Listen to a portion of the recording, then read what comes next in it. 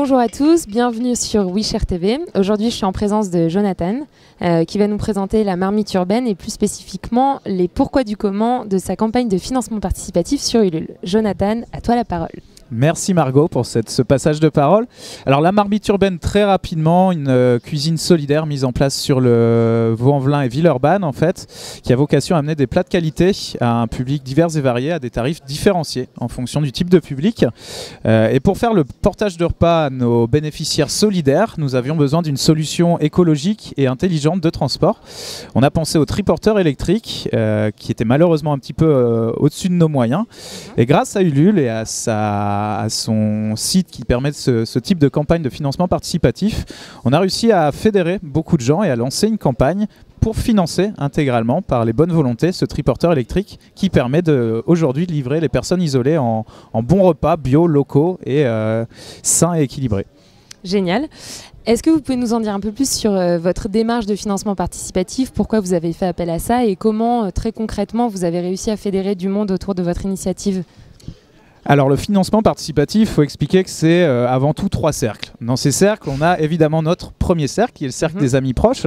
Ensuite, on a un deuxième cercle qui est le cercle des connaissances de ses amis un peu plus large. Et le dernier cercle qui va être le grand public. Vous n'êtes pas sans savoir que la clé du succès sur une telle campagne de financement participatif, c'est de réussir à mobiliser avant tout ces 2 premiers cercles qui sont les 2 cercles les plus importants pour donner une vraie crédibilité à sa campagne. Être appuyé, avoir les premiers financements. Quand on est à 5, 6, 7%, c'est pas évident au début. Il faut des gens qui aient confiance en la personne et en le projet pour ensuite réussir à partir de 60-70% réussir à mobiliser des gens qu'on connaît pas forcément, qui vont avoir du coup confiance dans le projet en se disant que d'autres personnes ont aidé, et souvent l'effet de foule, de masse motive ces gens-là à investir en se disant ça va valoir le coup parce que ça va être réussi. Génial. Et en termes de contrepartie, parce que je sais que pour motiver les contributeurs à participer financièrement à votre projet, vous devez délivrer des contreparties. Vous aviez imaginé quoi ?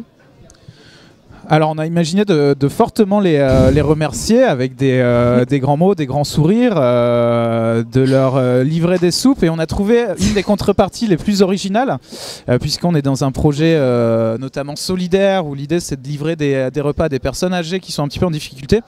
Ils avaient la possibilité à partir de 500 €, ce qui est un don, ce qui n'est pas rien, ce qui est assez rare.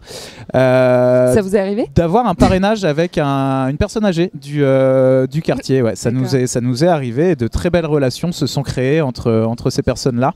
Voilà, jusqu'où peut aller le financement participatif ?